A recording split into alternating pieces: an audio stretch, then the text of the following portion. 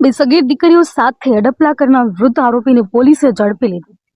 ભાવનગર જિલ્લાના મહુવા તાલુકાના મોટા ખોટવડા ગામે સગીર વયની બે દીકરીઓ સાથે શારીરિક અડપલા કરવાના ગંભીર ગુનામાં પોલીસે કાળુ મંગાભાઈ બેરડિયા નામના એક વૃદ્ધ આરોપીને ઝડપી પાડ્યો છે।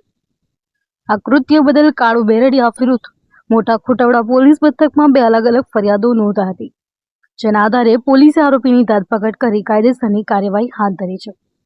તારીખ 28-10-2025 રોજ ખોટવડા પોલીસ સ્ટેશનમાં બીએનએસ કલમ 75(3)78 તથા પોક્સો એક્ટની કલમ 8-10 અનુસંધાને એક ગુનો દાખલ કરવામાં આવેલ છે। બનાવની વિગત એવી છે કે આ કામના જે ફરિયાદી છે એ પોતાની દીકરી અને સૌથી નાના દીકરા સાથે જ્યારે ઘરે એકલા હતા, એવામાં એમની જે નાની દીકરી છે જેની ઉંમર 3 વર્ષ છે, તેઓ ઘરે મળી ન આવતા તેમના દ્વારા આજુબાજુ અને ગામમાં પૂછપરછ કરવામાં આવે છે, જે બાબતે તેમને તેની દીકરીની કોઈ ભાળ ન મળતા તે તેમના રિલેટિવને ત્યાં એમની પૂછપરછ કરવા માટે જાય છે। એવામાં થોડા સમયમાં તેમની જે આ દીકરી છે, નાની દીકરી, તે એના પોતાના ઘરે પરત ફરે છે અને ગભરાયેલી હાલતમાં હોય છે, જે બાબતે તેઓ એ દીકરી સાથે વાતચીત કરે છે કે એ ક્યાં હતા આ સમય દરમિયાન। એવામાં એમને જાણવા મળે છે કે દીકરી જ્યારે બાલ્કનીમાં રમતી હોય છે ત્યારે તેમના જ ગામના એક દાદા છે, જે આ કામના આરોપી છે, કાળુભા મંગાભા બેરડિયા, તેઓ તેના ઘરે આવે છે અને આ દીકરીને લલચાવી ફોસલાવી અને તેમના ગામમાં આવેલ એક દુકાનની પાછળ લઈ જઈ તેની સાથે શારીરિક અડપલા કરે છે।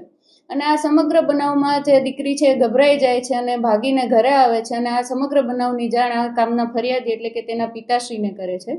જે બાબતે તેમના પિતાશ્રી દ્વારા તમામ જે ઘરના પરિવારના અન્ય મેમ્બર્સ છે તેમને આ બનાવ અંગે જાણ કરવામાં આવે છે, જેમાં તેમને જાણવા મળે છે કે આ જે દીકરી છે તેનાથી તેની મોટી દીકરી જેની ઉંમર 8 વર્ષ છે તેની સાથે પણ આ જ આરોપીએ અગાઉ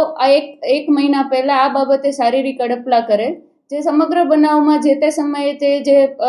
એમની દીકરી છે તે ડરી ગયેલ હોય, જેથી જાણ પરિવારને ન કરેલ હોય અને આજે આ બનાવની જાણ પરિવારને કરતા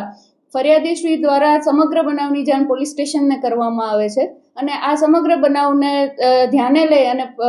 મોટા ખોટવડા પોલીસ સ્ટેશનમાં તાત્કાલિક પોક્સો એક્ટ અંતર્ગત ફરિયાદ દાખલ કરવામાં આવેલ છે અને આરોપીની કાયદેસર અટક કરવામાં આવેલ છે।